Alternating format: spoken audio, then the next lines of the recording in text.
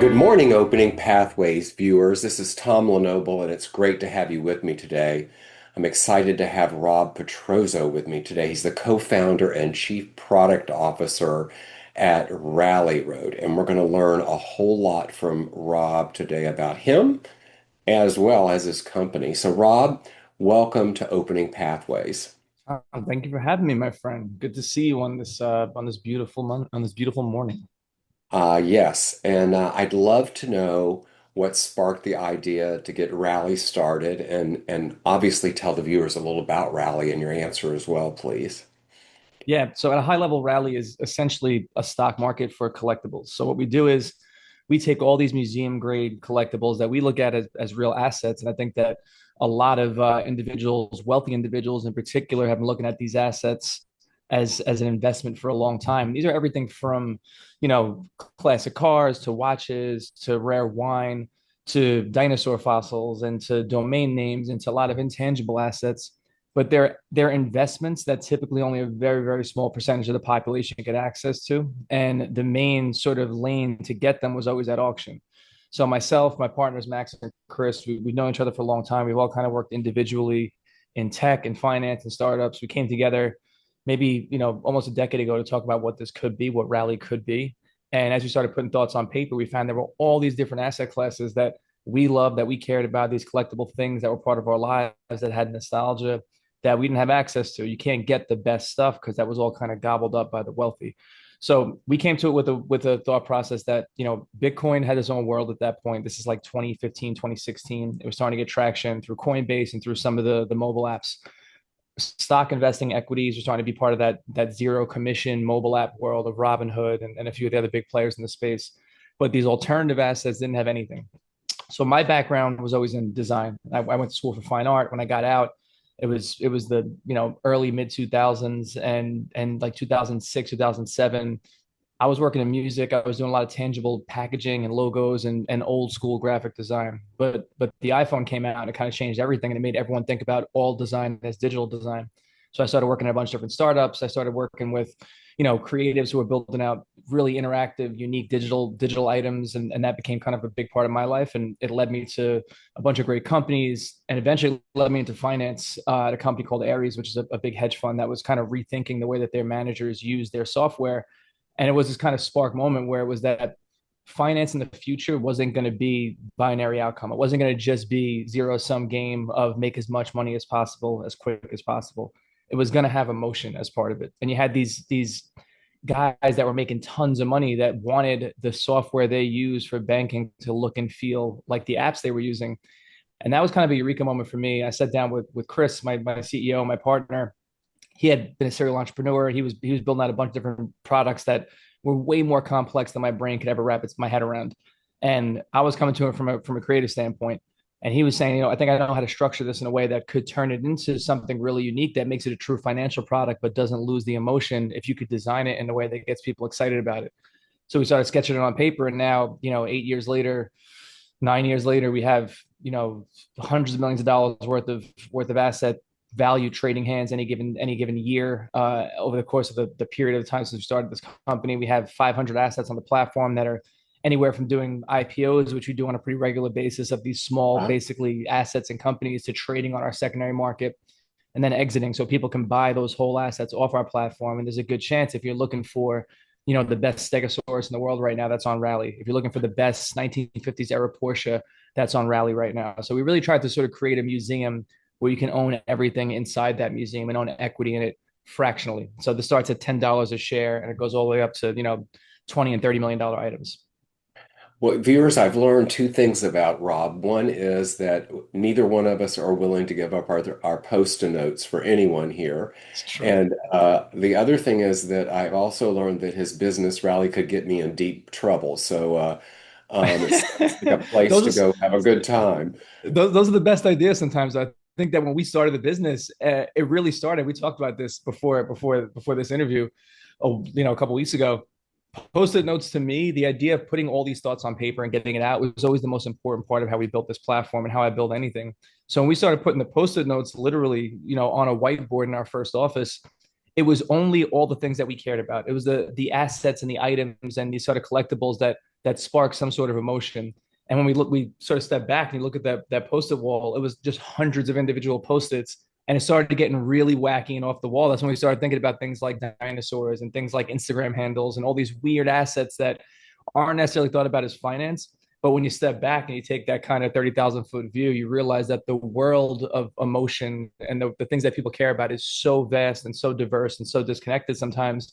Putting it all in one place like we did on Rally was really what the eureka moment kind of was. Yes, I think they create magic. I know I have before. So tell me, what was the moment that you knew this was your path, that rally was your path? I mean, it was probably at a young age. I mean, there was always this thing where I think kids that were my age in like the 90s that were starting to watch Michael Jordan and see some of these sort of larger than life legends that were taking over the mix of sports and entertainment.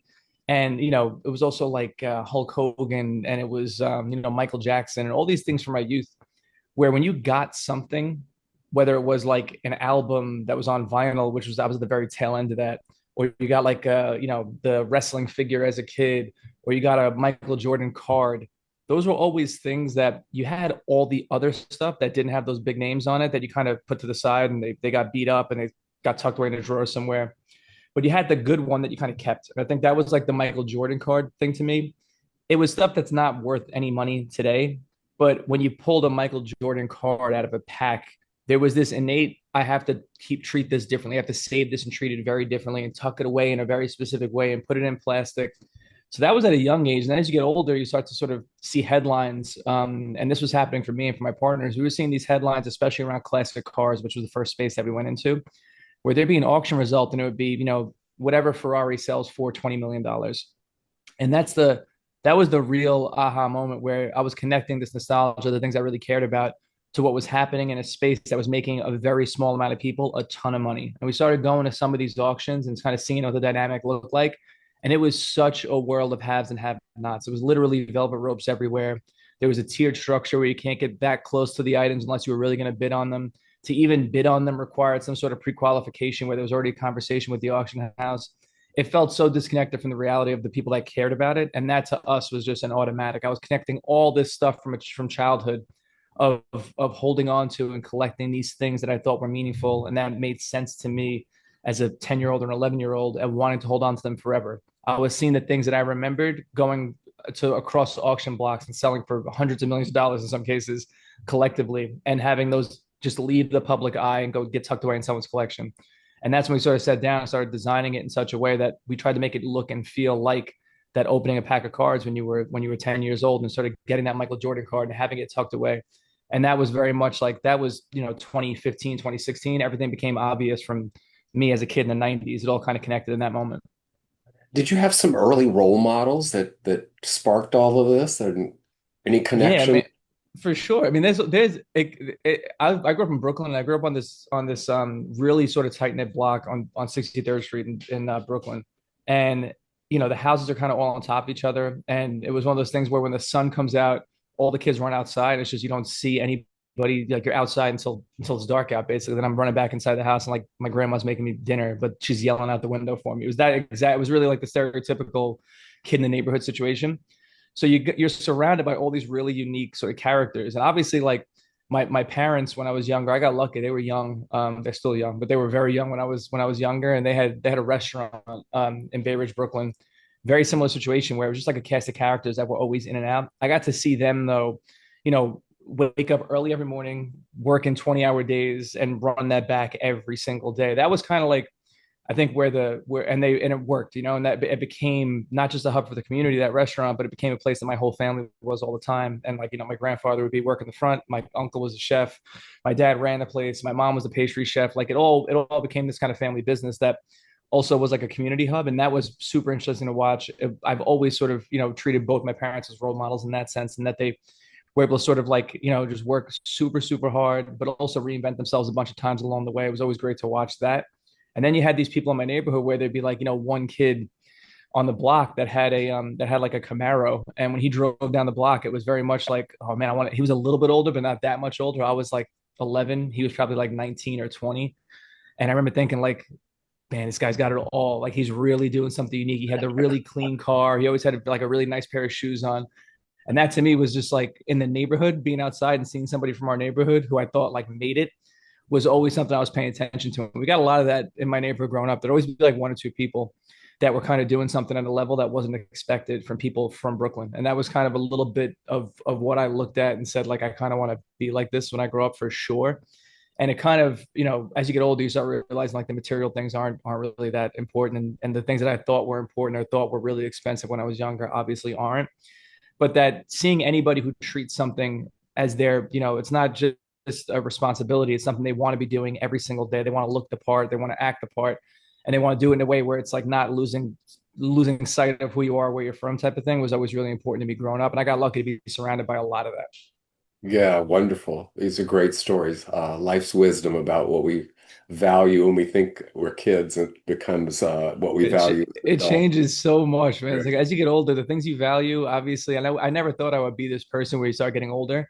And it's really about like peaceful, it's about finding peace, and it's about quieter times Yeah. and starting your morning and having those ceremonies that really kick off the day the right way and keeping the right people around you and keeping Yeah. mental clarity. It's always a little bit of material things, but definitely not as much as it Yeah. was when I was younger. It's not about the Camaro. It's although I have to say every time I see a 66 Mustang go by, it gets my attention. So I want to Absolutely. know what your first challenge was as a leader at Rally, and what did it teach you? I think that when we first started, I thought that the lawyers kind of handle everything that's important, because it's a highly regulated space. We're basically taking these items, turning them into small companies, and taking them public on our own private stock market. And logistically, it's really complex, but we have a lot of great systems and we have great engineers. We have a great team that we put together that makes it look and feel the part. But the back end of it, all the administrative stuff and the logistical stuff of making that legal is something that I just assumed lawyers dealt with. And I think one of the big things that the challenge that we dealt with early on, that I definitely dealt with from the product perspective, was that you have to know every single, or at least be familiar with every single aspect of that process and how it works start to finish. So when we first started, I thought it was going to be, build the app, make something look pretty, find two or three of these assets that we could either buy or get somebody to consign to us, put them on the platform and start running this product, running those IPOs and getting people to invest in the app. But that wasn't the case. It was around 18, 19 months before the first IPO went live. It was a 1977 Lotus Esprit, which is a really unique car, but also it's one from a design perspective. I just looked at it and I was like, oh, people are going to love this when it goes in the app. It looks so different. It's got such a great story. It's got this James Bond lineage. But in reality, we started talking to our lawyers about it and started talking to, the SEC and the powers that be about submitting these items to get approved by the government to become investable. And you hit so many roadblocks along the way. And now it's a mix of me not completely understanding it, having to learn it from scratch a little bit late in the game. It's about sort of keeping your engineers, your designers, your whole small team, which at that point was very lean, but still, it was big enough that it required a lot of direction, a lot of conversation, keeping them at bay where you have, 3, 4, 5 months going by without what looks like anything happening. And you got these people that you're trying to convince to go on this mission with you. Then you have sort of users who you've kind of hinted about what's coming and you're showing them bits and pieces of it, but that starts to stagnate a little bit. And inevitably what happens is that when you're waiting for someone else to do something, you don't understand it fully yourself. You start making excuses, you start second guessing everything. And I think that was that 8, 9 month window from when we started telling people what we were doing to the point of it actually coming out and having them be able to sort of start putting money into the platform was very challenging from an ego perspective too, because you've told all these people what you're doing and now they don't see anything. I think that was getting over ego was the first part of it. And then understanding that the leadership of a team is not just about outcome. It's very much about those downtimes, keeping everybody motivated and working Yes. toward this goal that feels like it's way further away than we initially anticipated. And getting through that required kind of a step back and humanizing a situation way more than just saying we have to get from point A to point B. It was a lot more conversations with the team about what the future of this product could look like while we were kind of killing time, essentially waiting for the SEC to approve some of these investment offerings that they'd never seen before. And that was a little bit of like a definitely a hit to ego, trying to explain to like friends and family. They're like, oh, I thought this thing was coming out. It's like, nah, not yet. Wait it out. But then internally, Yes. sort of having the conversations where you really become more of a human than a founder or a leader or an entrepreneur or a head of product or whatever your role is is connecting with people on a human level and getting them motivated to know that this is it's a marathon, it's not a sprint, it's not going to be a 2 week thing, and all of a sudden it just blows up and becomes the biggest thing ever. That was like the that really early part that turned into what would be like what I believe is the culture that we've tried to create here to make it a little more human. Good, good. We're going to talk more about culture in a little bit, but I'm curious, what did those early days teach you about trust? Honestly, I'll tell you the big one is that when we started Rally, and especially in the early days, trying to roll this thing out that would become this a much bigger platform than I think we ever anticipated, I thought that it's kind of there's a disconnect between in a consumer product sometimes between your users and your customers and you. And there's this kind of wall where they don't really have the conversation with you. It's going through customer service or through emails. But the trust aspect, not just trusting the team and the people around you, but it is trusting the intentions of your users and having them trust you as a person. I think that it's not this faceless. If you want to build any great consumer product, building it as this faceless entity and not having it be kind of founder led, not having the person who's kind of the face have the conversation directly with customers, especially your earliest customers, is a huge miss if you're not thinking about doing that. So now, even 7, 8 years later, there are so many of those earliest users who have my phone number and they text me or they'll DM me or we follow each other on social media and we'll have conversations. And a lot of times it's not even about the app. It's not about Rally or about finance. It's about life in general, or it's about what they're working on, or it's getting feedback. I'll get feedback from them about something we're designing that might be, a little bit ancillary to the actual app, or they're working on something interesting. They feel like I might have some insight to, and they'll throw it my way. So the trust that you establish with those users and your consumers really early on to me is the most important part of making it a success later. And if you're not still talking to some of those earliest users, who a lot of them become those power users and people become the people that really power the platform, you're missing out on a lot of insight that you're not going to get just from the analytics in the back end of a platform. So having those conversations early and establishing a world where those earliest users don't just trust the platform, but trust you as a founder, as a person who's behind it, was the thing that it wound up taking up a huge chunk of the early months and years of the platform, and even to now. But those are the ones that paid the most dividends too, because you have this kind of core base that people really trust what you're building and trust you as a person. Yes. I'd love to know about your leadership style and what are the core principles of it and how you lead your team. I'm not impervious to kind of mood swings, I'll say. And there's a world where sometimes it's sometimes working with me and working for me is definitely not easy. And I think everybody who's ever worked for me, especially at Rally, will tell you that because there are high stress situations. I think the biggest part of what I tried to do better over the last 2 or 3 years in particular is not pass stress on. I think that when a good leader and a good founder, especially somebody who's working on the product side or the engineering side or working day to day on the actual product, not from a chairman perspective or working with the board, but really being in it, is the ability to sort of take a stressful situation, synthesize it, turn into action, but not pass that stress on to the rest of the team. I think Yes. early on I was really bad at that. I'm still not perfect. No one's ever gonna be perfect, and I'm like an Italian from Brooklyn, and sometimes that comes out when I'm in the middle of a stressful situation. I think Yeah. I curse a little bit too liberally sometimes, but sometimes lovingly too. It's never something where it's really aggressive. I try not to make it aggressive, but at the same time, if you're in a position of any strength in a platform and things are moving in the right direction, even then there's going to be horrible, stressful situations, especially for us where we're working with all these governing bodies of finance, and there's a lot of left turns we have to make that are unexpected. If you're able to synthesize that stress and turn into sort of one or two action items and not just have it be this overwhelming take over your entire life and the entire ethos of what you're building situation, you're way ahead of the game because you'll be able to put that in front of your team in a way that is way more impactful but actionable. And when it's just Yes. like things are going crazy and everything's chaotic and frantic and you're yelling, just get it done, but no one can respond to that in a way that creates good work. Even if they're good at just accepting sort of, getting that stress passed on to them and can just work, you're not going to get the best work out of them. You're not going to get the best outcome unless you're able to sort of take that stress, package it up, think about it, not go straight to your team and yell at them about it and turn it into one or two actionable items. That's what I've tried to get better at. I think that's always been way more Yeah. effective than just run around like a chicken with your head cut off for sure. Yeah. If we're not careful, they'll start modeling that behavior. That's And true. maybe you and I need to talk about this little stress thing you got going. Yeah, this will be a therapy session with us at some other point in the future. We'll sit down and have an off the record conversation. Yeah. So here's what I want to know next about your team. How do you exactly, when things get tense and they're really busy like this and things are moving fast, how do you protect the team culture?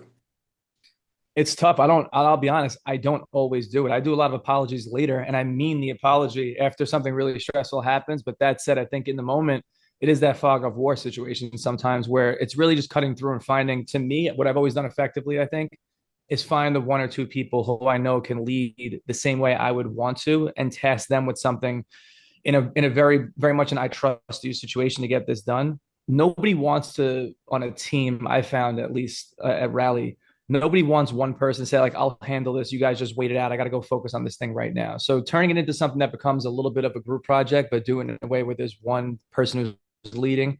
And it might be somebody who isn't necessarily in a leadership position in terms of an org chart, but someone that has their head on straight and someone that's able to sort of, has the trust of the rest of the team, because that's the one piece I think that a lot of founders get wrong. And I've gotten it wrong in the past. I've tried to be better at it. It's a little bit ego of thinking everything has to run through you. You have to micromanage every situation. There are definitely situations where I feel more comfortable handling it myself. And that might be because of an existing relationship or because it's something I've seen a million times before. I know how to get it done really quickly. But when it comes to delegation, I've never been super great at delegating like the design work or the product work that I feel like has to look and feel a certain way. I've tried to get better at it, but I have done I think I've done a good job at is find the one or two people who have the collective sort of approval of the rest of the team, where it's not just me from a dictatorship position saying do X, Y, and Z and do it right now. And you get somebody who trusts you, who you trust, who has the ear of the entire team, and tell them, I trust you to get this done effectively. Here's what we have to do. This might not be something you've ever done before, but I trust you to handle it right now. And I'm going to be supporting you from the back end of that. But I want to see you sort of bring it to life. I think that has paid dividends too, because you empower somebody who maybe hasn't gotten the look yet or hasn't gotten the chance, and it's somebody that the rest of the team trusts, and they all want to rally behind that person. So I've tried to do more of Yes. that in really stressful situations or tense situations or things where there's two very stressful situations. One gets handled by the group, myself, my co-founder will handle the other one. Then we kind of meet at the top when it's done. Yes, we have to be able to do this to scale, and if we're a leader, one of our primary responsibilities, if we're going to be a successful leaders, is to develop other leaders who can develop Absolutely. future leaders. Otherwise, I'm not sure we really were a leader. Let me ask you this. We're in this time of technology moving so fast and AI is here with us and not going away, as controversial as it can be some days. And I get the privilege of talking to a lot of tech CEOs who are focused on AI, and the just the different niches they're in are just mind-boggling to me some days. It's fascinating, but I'm curious how you balance keeping up with technology and sustainability, how we grab onto the new technology while keeping the lights on. How do you do that? Well, for me, I think probably similar to you, I find so much comfort in analog. I think that, and I refuse to let it go entirely at this point. I think what I've tried to do more of, especially as things that move quick, is key in on one or two things that I feel like, having seen a few things at my age and at this point in my career, I try and key in on a few things that I feel like are here to stay. AI is obviously not going anywhere. But that said, I think that as AI becomes more prolific and more ubiquitous, and it's in every aspect of our day to day. What's going to be lost if we don't hold on to it is true sort of emotional creativity and that EQ element and the qualitative element of the quantitative, which I think is AI is going to do really well. So right now, in terms of how we at Rally use AI, it's a little bit of our engineering stack, it's a lot of our writing stack right now when it comes to sort of the binary written words, things that we have to do as part of submissions or pieces of a newsletter if we're trying to get sort of something punched up. But from a creative standpoint, I don't see a world where at Rally, because everything we do is so much about the emotion behind these individual items, is going to be fully sort of the creative handed off to AI in its entirety. I think that what we're all doing right now, myself, you, in this conversation, anything you write, anything we make, anything that finds its way onto the internet becomes sort of the fuel for these LLMs, for these giant AI mechanisms. And if we just stop doing that, the AI is going to be so dumb and create such bad creative that we're going to be stuck in this world of very bland sort of 2D. It's going to go backwards, I feel like. So you're going to need, and we're going to see this greater class of creative come out of this world that really thinks about things differently and that they have minds that can't be recreated by the LLMs and by AI yet. And I think that we need to keep putting that new work out. And I think that me sort of keying in on what AI does effectively for me right now is very much in a world of like I'm horrible at math. So if I'm doing some sort of spreadsheet or pivot table, or I'm working with Cursor to sort of bring something to life from an engineering perspective that is code or something I'm not really great at, I'm not good at all. That's a great add-on, a great complement, a great co-pilot Yes. to what I do. But sacrificing the creativity and what I feel like is my edge, which is really understanding what people want to see, I think I don't want to stop doing that. And I feel like part of what our responsibility is as AI starts to take over more of everything is to have more unique, original, creative. To even if you believe AI is the future and human race will not exist in the future, you have to inform that AI with what we're doing right now. If it's all the same drivel and all the same nonsense, it's all going to turn into something that is really, really hard to stomach, quickly 2 or 3 years from Yes. now. So I'm Yes. I'm keen on the little pieces that I need, and I try and do that as much as possible. If you try to understand everything that's happening in tech right now, that hockey stick curve is so steep, you'll just fall off of it. It's not possible. It's just Yeah. I'm maybe these crazy Gen Alpha kids who just go nuts and they're able to sort of take every single thing around them and synthesize it into something usable for them and not stop and not go to sleep. But I'm an old man now. I can't be doing that anymore. Like I don't have it in me to run around crazy and try and be on top of Yeah. every new tech trend. Yeah, I find it to be sort of a partner with me. And in fact, I the Exactly. other day had to call myself and to calm down because I found myself arguing with it. And it always tells you you're right. You tell no, that's not what I asked for. And it goes, you're Yeah, to be like, absolutely oh, great thought. Great yeah, thought, you're Tom. That's exactly how I want absolutely to do it right. too. Let me try again. So and we're probably both guilty of after it gives us what we want, say, now could you put that on a post-it note? Um, Yeah. Tell me something. I'm interested to know of how do you define success beyond metrics? I think I've always looked at success as a feeling, and it's one of those things where you either know it worked or you don't. My biggest fear, and this has always been the case when it comes to creative, when it comes to design, is that you put something out and nobody cares about it. I think that polarization is a level of success. So even if you put something out, everybody hates it, but they're talking about it. And even especially when it's not usable feedback, where someone just saying, this is horrible, you suck. That to me is an element of success. And that's kind of what drives conversation. The same thing when something's great or something's really sort of received well by an audience you didn't expect, and now all of a sudden it's everywhere and it's got this virality that you didn't expect to happen. That's success too, and that's the one thing that you can't. That never gets tracked by metrics. Over time, it does. So if you put up, an Instagram post and it goes crazy because the comments are all kind of rage bait and it's never-ending conversation, that liquid conversation to me is when you know something was at least successful in evoking some sort of emotion. And from creative standpoint, that's always to me the most important part. Good, good, good. I want to know how you manage pushback within the organization or with the other founders. And remember, you've already earned one series of sessions with me. Let's not earn another one with this answer. So how do you Yeah. manage pushback?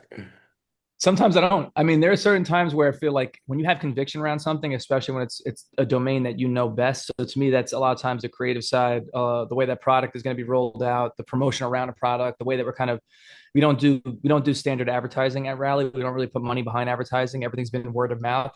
So in terms of how we generate that word of mouth, there are times I'll kind of stand on it and say this is what it has to be. Period. And I think that there are other times where, especially when something with finance or accounting, and my co-founder Max is our CFO, he just knows that space so much better than me. If it's something I feel really strongly about, I'm trying to take a day or two to sort of think about it before I drop my opinion in. Sometimes I'll fly off and here's the whole paragraph and a never-ending blue text and the stuff that you shouldn't do. That's the second session for us for sure.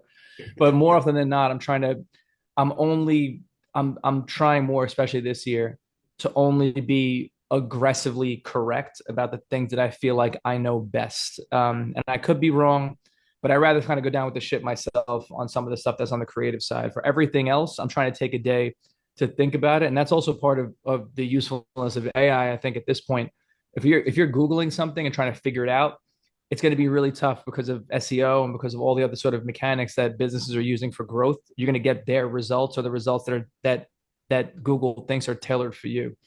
Using AI to fill in a blank and to even if it's just GPT or it's something where Claude or some sort of Copilot, using it to fill in. I know up to this point, but I need something like real world practice for the rest of this is something that I've used a lot more over the course of the last year for sure too. Good, good, good. So what's the boldest vision in the next 5 years for Rally? I think for us, we've done everything we can, I believe, in the tangible asset space.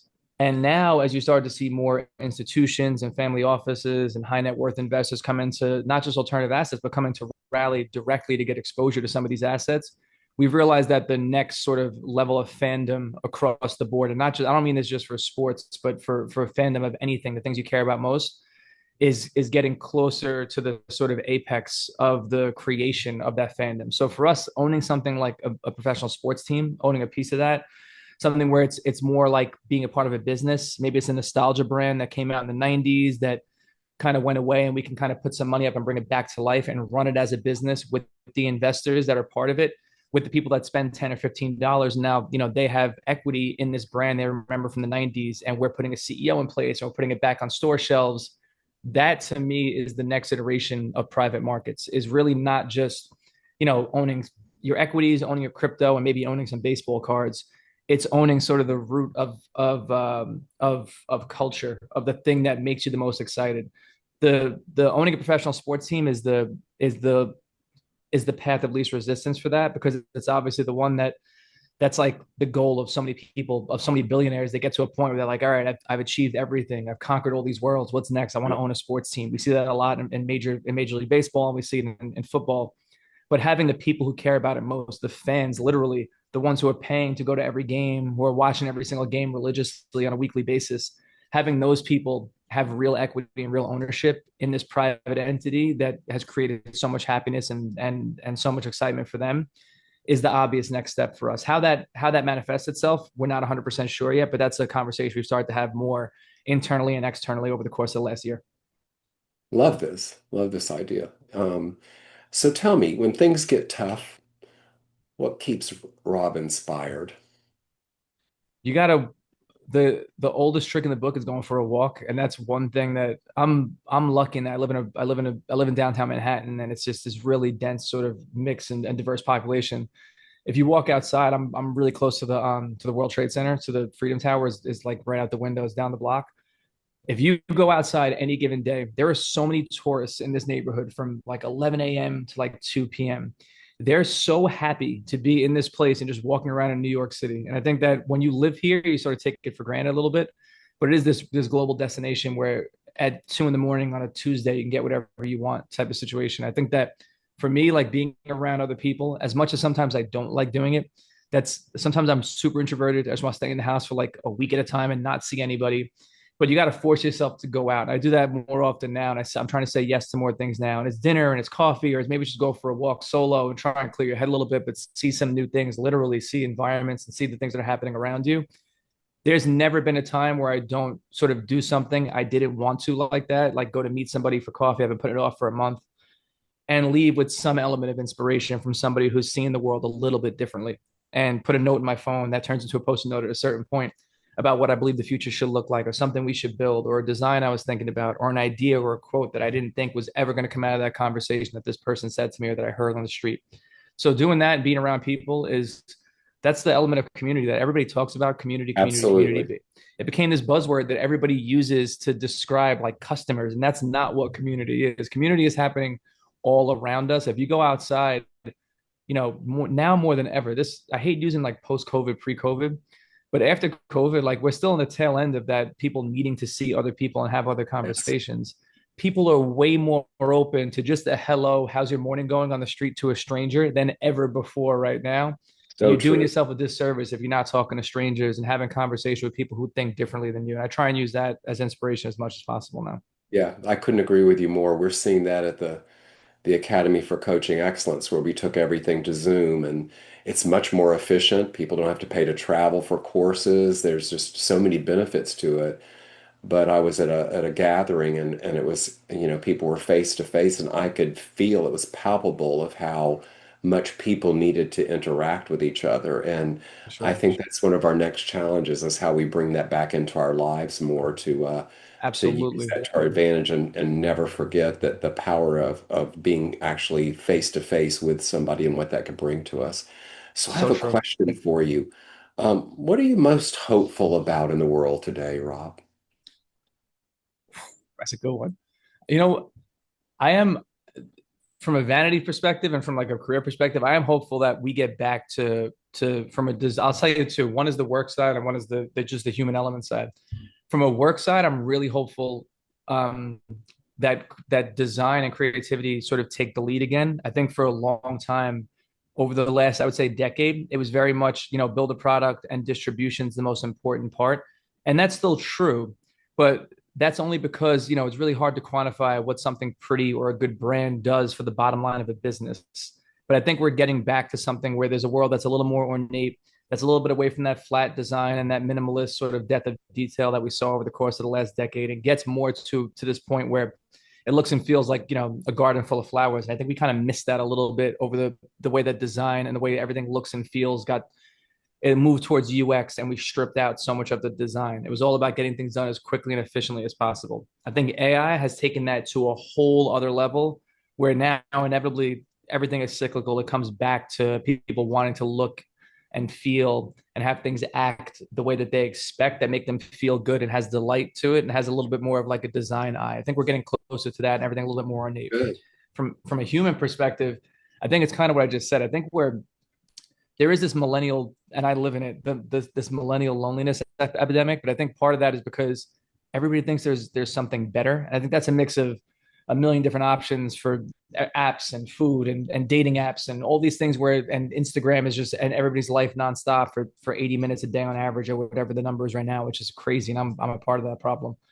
But I think I do want to see, and I think we're getting closer to the point where it looks and feels a little bit more like it used to be. I think everybody got very comfortable saying like something else will work out. The next job, the next partner, the next whatever it's going to wind up being. I don't need this right now. But now, millennials are all in their late 30s and early 40s, and you get into a point that you start saying like, all right, maybe I missed a little bit of this boat, and I gotta peel back a little bit and think about what I want and what actually makes me happy, makes me peaceful, and brings me peace and makes me comfortable.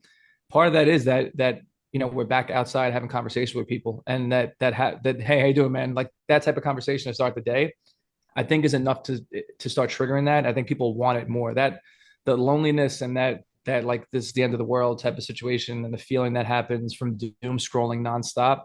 I think it's starting to go away, and we're going to start doing way, way more of true community. There's this crazy renaissance of like running in New York right now, where there's like a million run clubs. I'll walk out of my apartment in the morning, and it's just packs of people, all dressed the same and like all black, just like running kind of slow, but it's like the guy who's in the front that's doing like a 5 minute mile, and then there's like a group of like the men and women in the back who are kind of just walking it out, but they're all part of the same little thing, and you see how happy they are. It's to Yes. me, I'm just like I can't imagine doing this every morning and then going to drink with these strangers type of thing. But I'm like, you know what? That's what all these people. This is a microcosm of where we're headed, because all it takes is that one little first step to say like I'm going to do something outside my comfort zone right now and find some new people who probably feel exactly the same way I do right now, and we'll do it together.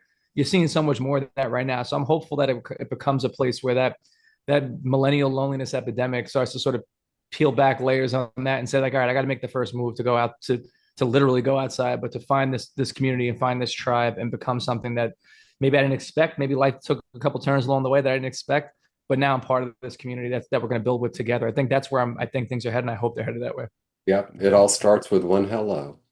That's it. Uh, yeah, I have a final question for you. If your younger self were to watch this podcast we're just recording, what would you say to them? Oh man, you can't. It's just you have take things in a way along the way. I think my dad told me this a long time ago, and I didn't do it. You got to celebrate small wins, and sometimes it feels kind of corny and it feels ego driven to even just like put something on LinkedIn or pat yourself on the back about something small. It could be if it's work, it's like a new customer. Maybe it's a new relationship. Maybe it's something that you found that you didn't expect. Maybe it's a hobby that you thought was niche and you're afraid of sort of talking about it too widely. But I think that early on, before the internet existed and before, I think that helped me and a lot of people realize that a lot of these niches and a lot of these things that are celebrated by small groups actually have a much bigger effect and much bigger presence than we expected. And that's how you see certain subreddits turn into a million users. And it's like that many people care about this one small thing. You got to celebrate those wins a little bit more. I put my head down I basically for in the mid 2000s into like 2013 or 2012, I worked every day for 10 years. And it was always everything else came second. And I think that now when you look back and you're like, damn, I gave my 20s up for work. For what? It's not, I'm not a billionaire. I'm not in a situation where I'm calling somebody and jumping on a Yes. private jet and flying away and doing whatever I want. So it really is stupid to not stop, celebrate some wins, get some time to yourself, close your phone, close your computer. It's not going to be the end of the world. And I thought it was back then. I thought money was everything. I thought the end of the world was going to happen if I didn't respond to this email right away. I was always trying to get ahead of certain stuff. I celebrated no wins along the way. I just closed the chapter, moved on to the next, keep going, keep going, keep going. You only realize it what I thought I would never realize. I thought I would never get old. And I think I always thought when I saw people around me, as they started to age, care more about family and close friends, less about money. They were taking real vacations for 2 weeks at a time, even though, like, to me, they weren't as successful as they should be. I realize now I'm that person. Like, you turn into what you're avoiding really, really quickly. You wake up one day and it happened. And I'm that person now saying like, damn, I should have done this in my 20s. Like doing it now is not the same thing. So doing it, stopping and putting it in neutral, celebrating wins and Yes. taking off is like a must when you're younger. And I would be screaming at my younger self right now to do that. Yes, yes. I call this life's wisdom. And, whatever happened, there are no do-overs. Be here now. Rob Petrozzo, this has been a delight. This is one of those podcasts to listen to twice, and we'll have to do a round two someday. Rob Petrozzo from Rally, the co-founder and chief product officer. Rob, thank you for being with me today. Tom, thank you, man. I apologize too. The therapy session I'll pay you for separate. We'll make sure that's like a real that's a That's different type of thing than this conversation. all right. We'll do that, and we'll do that. And Opening Pathways viewers, I'll see you next time.